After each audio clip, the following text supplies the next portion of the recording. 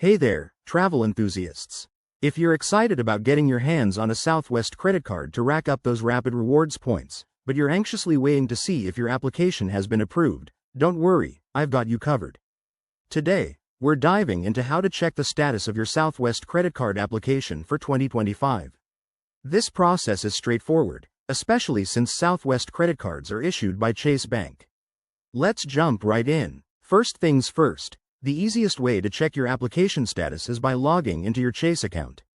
Head over to the Chase website or open the Chase mobile app on your phone. If you don't have an account yet, you'll need to create one using the email or phone number you provided during your application.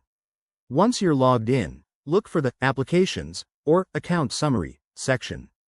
This is usually found on the dashboard or under a menu labeled Services. Click on it, and you should see your pending credit card application listed there. Chase often updates the status in real time, so you might see options like In Review, Approved, or Declined. If you applied online, you might have received a confirmation number. Keep that handy.